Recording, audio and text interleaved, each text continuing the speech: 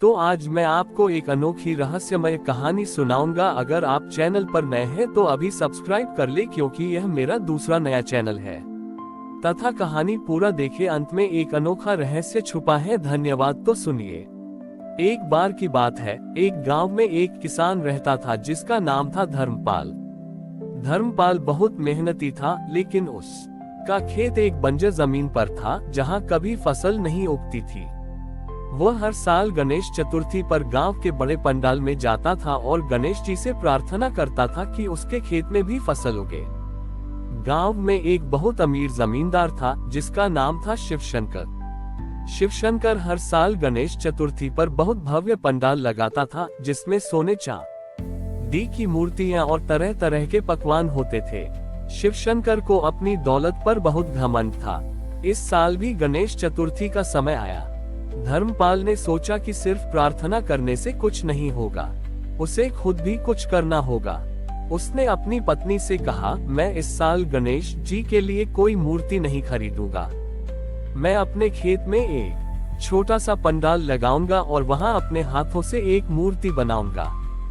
धर्मपाल ने अपने खेत की मिट्टी ली और उससे एक छोटी सी गणेश जी की मूर्ति बनाई। उस मूर्ति में न तो कोई रंग था और न ही कोई चमक, लेकिन उसमें धर्मपाल का विश्वास और मेहनत झलक रही थी। उसने मूर्ति को अपने खेत के बीचों बीच रखा। जब शिवशंकर ने ये देखा तो उसने धर्मपाल का मजाक उड़ाया, अरे धर्मपाल, तुम क्या कर रहे हो?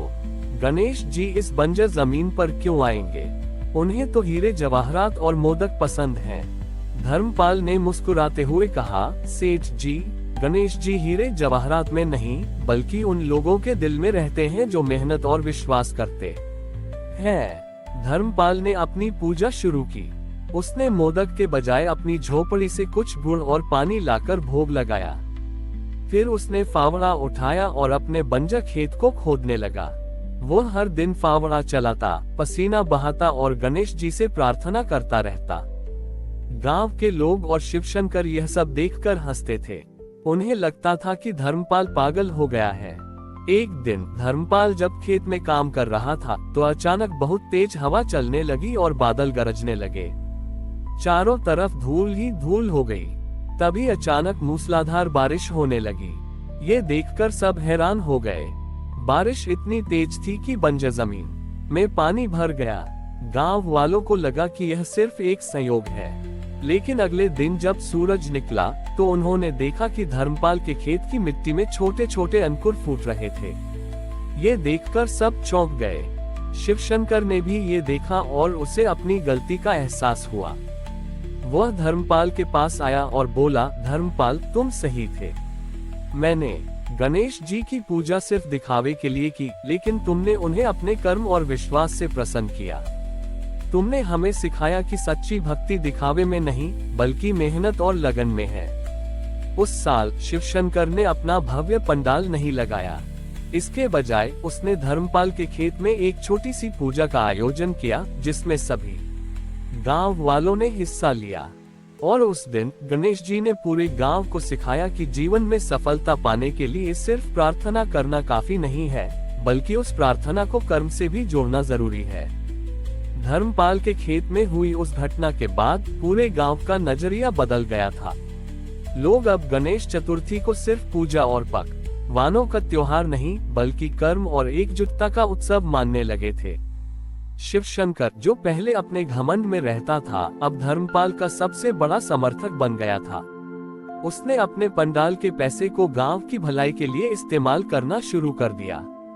अगले साल गणेश चतुर्थी आने से पहले शिवशंकर ने एक अनोखा प्रस्ताव रखा। उसने गांव के सभी लोगों को बुलाया और कहा, इस साल हम सभी मिलकर एक ऐसा काम करेंगे जिससे हमारे गांव की सूरत बदल जाए। हम सब मिलकर इस बंजर जमीन पर एक बड़ा बगीचा लगाएंगे। ये कर्म गणेश को हमारा सबसे बड़ा प्रसाद होगा। गांव के सभी लोग, चाहे वे अमीर हो या गरीब, इस काम में लग गए।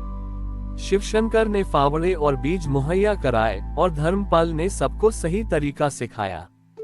बच्चों ने मिट्टी खोदी, बड़ों ने बीज बोए और महिलाओं ने पौधों को पानी दिया। उस साल गांव में कोई भव्य पंडाल नहीं सजा, लेकिन हर चेहरे पर एक नई चमक थी। गणेश चतुर्थी के दिन सभी गांव वाले अपने बनाए हुए पौधों के साथ धर्मपाल के खेत में पहुंचे। उन्होंने वहां पर गणेश जी की मूर्ति के सामने उन पौधों को रखकर पूजा की। उस दिन मोदक और मिठाइयों के बजाय उन पौधों की हरी भरी पत्तियां और फूल सबसे सुंदर प्रसाद थे। अचानक एक बूढ़ा साधु वहां आया। वह कई दिनों से भूखा था और गांव वालों से कुछ खाना मांग रहा था। शिवशंकर ने तुरंत उसे एक थाली में पकवान दिए, लेकिन साधु ने खाने से इनकार कर दिया। उसने कहा, मुझे यहाँ खाने की नहीं बल्कि उस भूख की तलाश है जो तुम सबने मिलकर मिटाई है। साधु ने धर्मपाल और शिवशंकर की तरफ देखा और कहा, तुम दोनों ने मिलकर यह साबित किया है कि गणेश जी की असली मूर्ति मिट्टी की नहीं बल्कि मेहनत की है, और उनका सबसे बड़ा भोग पकवानों का नहीं बल्कि उन लोगों की खुशी का है जिनके जीवन में तुम सबने हरियाली लाई है। ये कहकर साधु ने अपनी झोली से कुछ बीज निकाले और धर्मपाल के हाथ में दिए। उसने कहा, इन बीजों को अपने बगीचे में बो देना। ये साधारण बीज नहीं बल्कि प्रेम, त्याग और कर्म के बीज हैं। गांव के लोग उस साधु के शब्दों से बहुत प्रभावित हुए। उन्होंने अगले दिन उन बीजों को बगीचे में बोया। कुछ ही दिनों में वे बीज अंकुरित हुए और उनमें से ऐसे फूल खिले जो उन्होंने पहले कभी नहीं देखे थे। उन फूलों में एक दिव्य सुगंध थी जो पूरे गांव में फैल गई। उस दिन गांव वालों ने ये समझा कि गणेश जी सिर्फ एक त्योहार तक सीमित नहीं हैं, बल्कि वे हर उस कर्म में मौजूद हैं जो इंसानियत और भाईचारे के लिए किया जाता है। साधु द्वारा दिए गए उन फूलों की सुगंध ने पूरे गांव को एक नई चेतना से भर दिया था। उन फूलों का महत्व जल्द ही सबको समझ आ गया। जब भी कोई दुखी या निराश व्यक्ति उन फूलों के पास से गुजरता तो उसकी उदासी धीरे धीरे दूर हो जाती थी और उसके मन में एक नई आशा जाग उठती थी। गांव में बीमारियां कम होने लगी और लोग एक दूसरे से और भी ज्यादा प्यार से पेश आने लगे। धर्मपाल और शिवशंकर ने उन फूलों को करुणा के फूल का नाम दिया। उन्होंने उन फूलों को बेचकर पैसा कमाने के बजाय उनका उपयोग गांव के बच्चों को पढ़ाने और बुजुर्गों की सेवा करने में किया। हर साल गणेश चतुर्थी के समय वे उन फूलों की पत्तियों को सुखाकर उनसे करुणा की अगरबत्ती बनाते थे, जिसकी खुशबू से पूरा गांव महक उठता था। एक दिन शहर का एक बड़ा वैज्ञानिक गांव में आया। उसने उन फूलों की अद्भुत खुशबू के बारे में सुना था। उसने फूलों पर शोध किया और पाया कि इन फूलों में एक ऐसा तत्व है जो मन और शरीर को शांत करता है। वैज्ञानिक ने उन फूलों को अपने साथ ले जाने की कोशिश छोटी ईशा की, लेकिन जब भी वह फूल को तोड़ता तो वह मुरझा जाता था। वैज्ञानिक हैरान रह गया। उसने धर्मपाल से पूछा, ये फूल सिर्फ यहीं क्यों खिलता है? इसे तोड़ने पर यह मुरझा क्यों जाता है? धर्मपाल ने मुस्कुराते हुए कहा, वैज्ञानिक जी, ये फूल सिर्फ मिट्टी से नहीं बल्कि हमारे गांव के प्रेम और कर्म से उगा है। ये फूल सिर्फ यहाँ की जमीन पर ही नहीं बल्कि हमारे दिलों में भी खिलता है।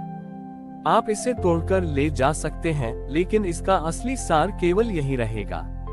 वैज्ञानिक को अपनी गलती का एहसास हुआ।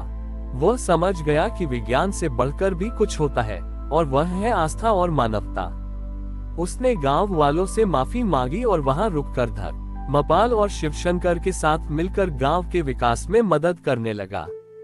उसने गांव में एक छोटा सा शोध केंद्र स्थापित किया ताकि गांव के बच्चे भी विज्ञान और अध्यात्म को एक साथ समझ सकें। और इस तरह गणेश चतुर्थी पर शुरू हुई धर्मपाल और शिवशंकर की यह यात्रा सिर्फ एक कहानी नहीं बल्कि एक सबक बन गई थी। ये सबक की सच्ची भक्ति और सच्ची खुशी बाहरी दिखावे में नहीं बल्कि अपने कर्मों और दूसरों के प्रति प्रेम में छिपी होती है। हमारी और भी आध्यात्मिक एवं अनोखी कहानियां देखने के लिए हमारे चैनल पर जाएं तथा धार्मिक एवं पौराणिक अनोखी कहानियां हमारे चैनल पर है। कृपया जाके देखें तथा हमारे चैनल को सब्सक्राइब करके रखें और वीडियो लाइक जरूर करें। धन्यवाद।